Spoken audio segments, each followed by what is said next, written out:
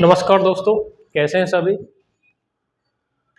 एक बार फिर आपका श्रेष्ठ कॉम्पिटिशन एकेडमी में स्वागत है।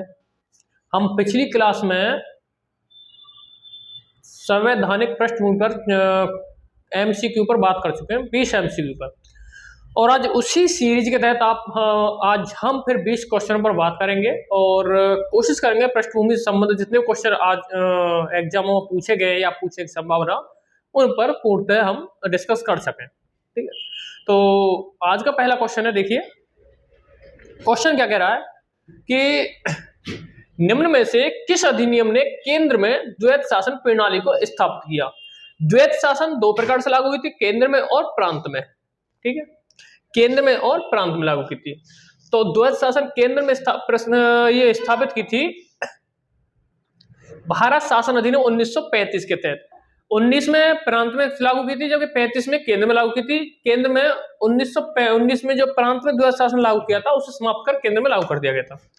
यानी प्रांत में द्वैत शासन भारत सरकार अधिनियम 1919 से लागू किया गया और भारत सरकार अधिनियम 1935 के द्वारा समाप्त कर दिया गया। केंद्र में द्वैत शासन को लागू किया गया। इंडियन काउंसिल एक्ट 1866 वायसराय को अध्यक्ष जारी करने का भी अधिकार दिया गया था। ठीक है, और इंडियन काउंसिल एक्ट 1892 में केंद्रीय प्रांतीय विधायी परिषद का विस्तार भी किया गया। ठीक है, इस पर भी थोड़ा ध्यान रखें।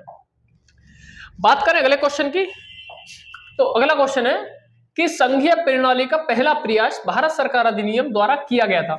यानी कहने का मतलब है संघीय प्रणाली का पहला प्रयास, यानी भारत में संघ व्यवस्था को लागू करने का पहला प्रयास कब किया गया था।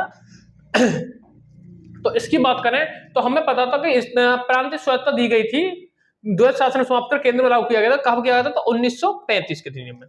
यानी ब्रिटिश शासनकाल के दौरान 1935 का भारत शासन अधिनियम पारित किया गया, जिसमें केंद्र राज्यों के बीच शक्तियों का बंटवारा किया गया तथा राज्य में द्वैत शासन समाप्त कर केंद्र में द्वैत शासन लागू किया गया था। वो मैं आपको बता चुका हूं अभी। ठीक है, इसमें एक अखिल भारतीय महासंघ की स्थापना करने का प्रावधान शामिल किया गया था। इस संघ का निर्माण तत्कालिक ब्रिटिश प्रांत के भारत के प्रांतों, चीफ कमिश्नर प्रांतों, देशी रियासतों से मिलकर होना था, परंतु यह व्यवस्था लागू नहीं की जा सकी। 1935 के भारत सरकार अधिनियम में द्वारा स्थापित होने वाले संघ में अवशिष्ट शक्तियां गवर्नर जनरल को प्रदान की गई थी। ये इसमें थोड़ी सी बात है। बात करते हैं अगले प्रश्न पर। यह कह रहा है कि प्रांतीय स्वायत्तता शुरू करने के लिए भारत की ब्रिटिश सरकार द्वारा कौन सा अधिनियम पारित किया गया था। और अभी मैं आपसे चर्चा कर रहा था प्रांतीय स्वायत्तता देने वाला अधिनियम। ठीक है, तो इसका जो राइट आंसर होगा वो कौन सा होगा? 1935 का भारत शासन अधिनियम। प्रांतीय स्वायत्तता शुरू करने के लिए 1935 का भारत सरकार अधिनियम है, भारत शासन अधिनियम पारित किया गया था। इस अधिनियम के माध्यम से प्रांतों में द्वैत शासन की व्यवस्था समाप्त की गई और उन्हें अधिक स्वायत्तता दी गई थी। ठीक है, चलिए अगले प्रश्न पर बात कर लेते हैं। अगला प्रश्न है आपका कि भारत में सचिव का पद किसके द्वारा निर्मित किया गया था। तो भारत में सचिव का पद निर्मित किया गया था पार्लियामेंट 1909, भारत सरकार 1858, भारत परिषद 1861 और मांटेंगे चैम्सफोर्ड सुधार। अब देखो सचिव पद कब बनता? भारत में राज्य सचिव का पद बनता है जब भारत में कंपनी का शासन समाप्त हो जाता है। ठीक है, तो कब बनेगा ये? 1858। ठीक है, कंपनी का शासन समाप्त कर भारत का शासन ब्रिटिश महारानी को सौंप दिया गया। इस अधिनियम के तहत भारत में राज्य सचिव का प्रावधान किया गया और उसकी सहायता के लिए एक 15 सदस्यों भारतीय परिषद की स्थापना की गई। ठीक है, चलिए नेक्स्ट प्रश्न बात करते हैं। अगला प्रश्न है किस भारतीय अधिनियम के तहत पहली बार विधायिका में कुछ निर्वाचित प्रतिनिधित्व को मंजूरी दी गई। पहली बार निर्वाचित प्रतिनिधित्व यानी भारतीय गवर्नर जनरल परिषद में पहला भारतीय जिसे चुना गया था, तो वो कब चुना गया था? भारत अधिनियम 1909 में। 1909 के एक्ट में पहली बार गवर्नर जनरल की कार्यकारिणी परिषद में भारतीय को नियुक्त किया गया और नियुक्त होने वाले पहले जो भारतीय थे वो थे लॉर्ड सेन्हा। ठीक है, चलिए अगला प्रश्न बात करते हैं।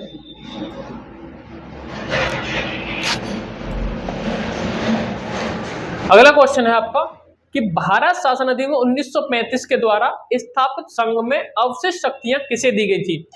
तो भारत शासन अधिनियम 1935 के द्वारा भारतीय संघ में अवशिष्ट शक्तियां किसे दी गई थी? बताइए। तो ऑफिस शक्ति किसे दी गई थी? गवर्नर जनरल को। ऑफिस शक्ति किसके पास थी? गवर्नर जनरल के पास। जबकि हस्ताक्षर विषय और स्थानांतरित विषय को 1919 के अधिनियम में भी बांट दिया गया था, जहां हमें विधान स्वरूप यानी विधानमंडल का स्वरूप देखने को मिला था पहली बार। अगला क्वेश्चन है कि किस अधिनियम को मॉन्टेग्यू चेम्सफोर्ड सुधार के नाम से जाना जाता है? तो मॉन्टेग्यू चेम्सफोर्ड सुधार अधिनियम यानी कौन सा होगा? बताइए मुझे। 1919 का अधिनियम।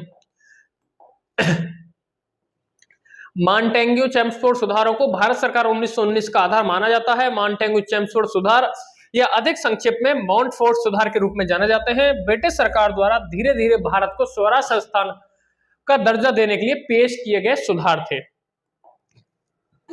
ठीक है, अगला प्रश्न।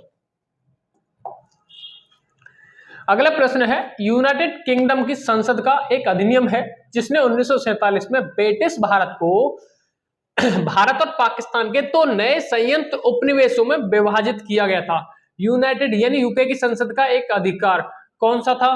तो बताइए आपको।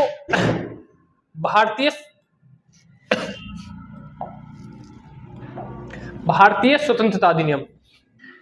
यूके की संसद में एक अधिनियम है जिससे 1947 ब्रिटिश भारत को भारत पाकिस्तान दो नए स्वायत्तों में विभाजन के लिए लाया गया था और इस अधिनियम के तहत भारत और पाकिस्तान को स्वतंत्रता प्राप्त हुई थी। अगला प्रश्न देखिए, यह प्रश्न है मिलान करने के लिए। चलिए, यह है कि भारत सरकार अधिनियम 1919 और इसमें कौन सी घटना घटी होगी? 1919 में अगर बात करें तो कौन सा था? प्रांतों में द्वैध शासन लगा था। यानी बात करें ए का कौन सा हो जाएगा? 3 हो जाएगा। ठीक है, पहले तो देख सकते हो, अगर मिलान हो जाए आपके पास तो ए का 3 कौन सा होगा? ऑप्शन बी हो सकता है। ठीक है, इससे मिलान कर सकते हैं। अगर वैसे देखा जाए तो क्या देख सकते हैं? भारत सरकार अधिनियम 1935 और पार्लियामेंट सुधार 1909 जिसे सांप्रदायिक निर्वाचन के नाम से भी जाना जाता है। ठीक है, इस तरह से भी आप देख सकते हैं। तो हमें पता चल गया ए का 3। अब ए का 3 ऑप्शन में देख ली कौन सा है, तो ए का 3 कौन सा है? बी। एक्सप्लेनेशन देख लीजिए। ये कहना देखो ध्यान से, भारत सरकार अधिनियम 1919 में प्रांत में द्वैध शासन की शुरुआत हुई थी। भारत सरकार अधिनियम 1935 में प्रांतीय स्वायत्तता की स्थापना हुई थी। पहला क्वेश्चन भी करा चुका हूं मैं इससे पहले। पार्लियामेंट सुधार 1909 सांप्रदायिक निर्वाचन की शुरुआत। 1861 अधिनियम सती प्रथा का उन्मूलन जो है यह अधिनियम नहीं है, इसमें जो दिया हुआ है यहां देख लीजिए, सती प्रथा का उन्मूलन है, लेकिन इसमें कोई ये जो अधिनियम नहीं दिया हुआ ये था 1829 में सती प्रथा समाप्त की गई थी। इस विकल्प नहीं चुना गया, इसलिए इसे माना गया। ठीक है, और 1858 में ब्रिटिश शासन का सीधे भारत में नियंत्रण हो गया था। आपको पता है कंपनी के शासन समाप्त होकर के सीधी ब्रिटिश प्रधानमंत्री के हाथ शासन चला गया था। ठीक है, चलिए अगला प्रश्न। अगला प्रश्न है कि कौन सा अधिनियम यानी कब पिट्स इंडिया एक्ट जो ब्रिटिश ईस्ट इंडिया कंपनी के वाणिज्यिक और राजनीतिक कार्यों के बीच अंतर करता है, यानी बीओडी बोर्ड ऑफ डायरेक्टर और कंट्रोल ऑफ डायरेक्टर यानी नियंत्रक मंडल और निदेशक मंडल का विभाजन हुआ था, तो कौन सा था? 1784 का पिट्स इंडिया एक्ट। ये रहा। इस अधिनियम में ब्रिटिश ईस्ट इंडिया कंपनी को वाणिज्यिक राजनीतिक कार्यों के बीच स्पष्ट अंतर किया गया था, ब्रिटिश सरकार का नियंत्रण बढ़ाया गया था। ठीक है, चलिए नेक्स्ट प्रश्न बात करते हैं। देखिए, सुमेलित करवा रहा है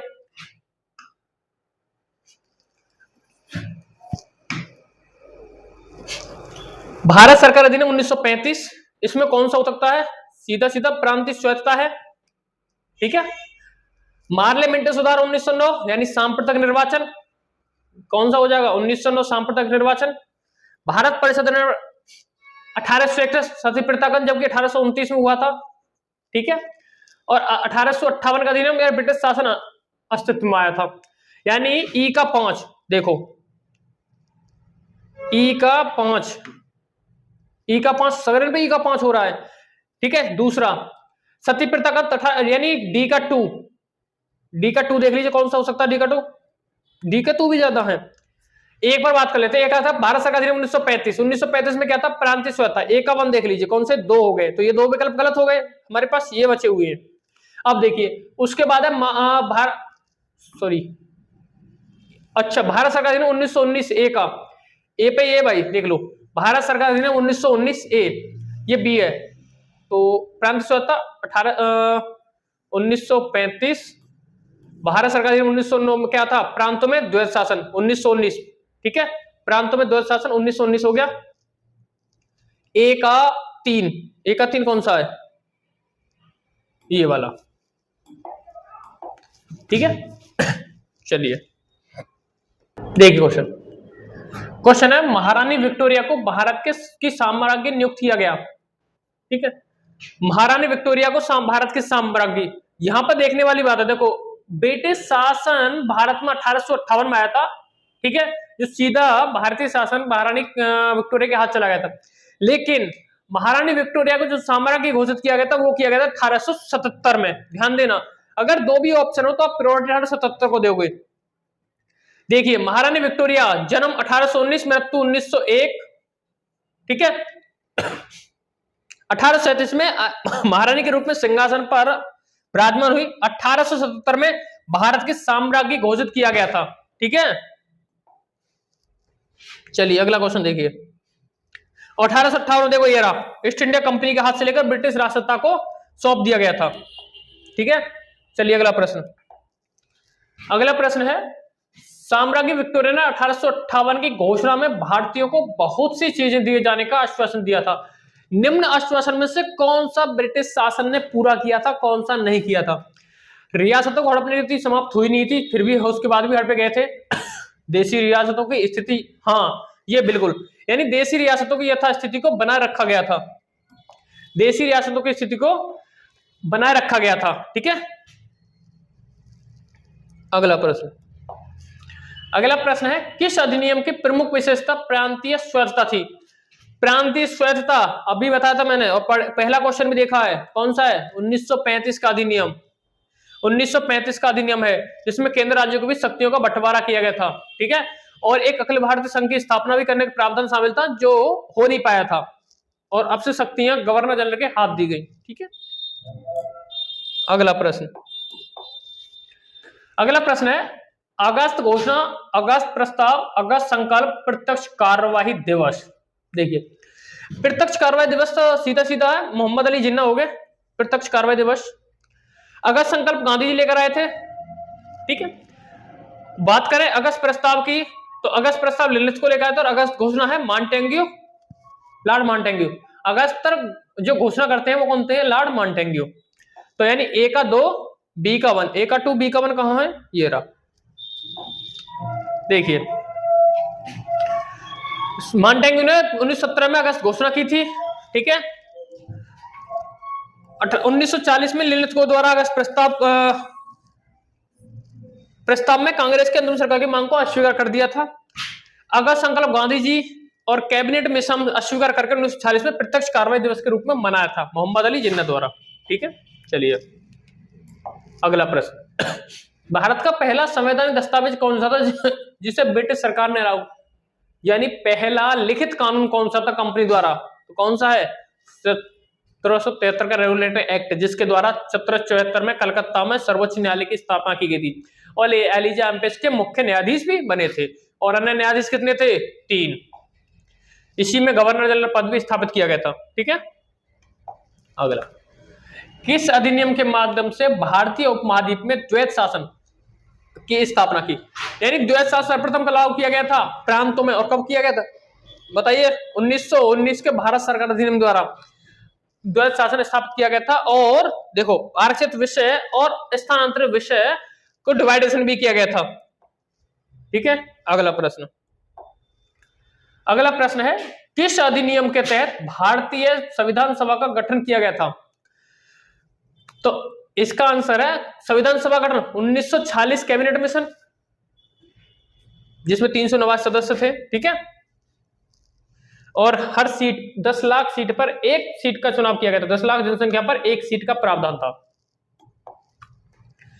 आज का लास्ट क्वेश्चन है, किस अधिनियम के तहत भारत की पहली स्वतंत्र निष्पक्ष और चुनाव प्रक्रिया स्थापित की गई थी, पहली स्वतंत्र और निष्पक्ष चुनाव प्रक्रिया तो कब की गई थी, तो 1935 के भारत सरकार अधिनियम द्वारा, ठीक है। पहली निष्पक्ष चुनाव प्रक्रिया स्थापित की गई थी, माध्यम से प्रांतों में द्वैत शासन समाप्त कर केंद्र में द्वैत शासन लगाया गया था, ठीक है। तो आई होप आशा करता हूं कि आप सभी को समझ में आएगा। अब तक हम ऐतिहासिक प्रेप रूम से 40 क्वेश्चन पर लगभग डिस्कस कर चुके हैं। अगली जो क्लास होगी वो आपकी रहेगी स्रोत और भाग संबंधी कुछ इस तरह से, यानी हम टॉपिक वाइज प्रश्नों पर डिस्कस करेंगे प्रतिदिन। ठीक है, धन्यवाद।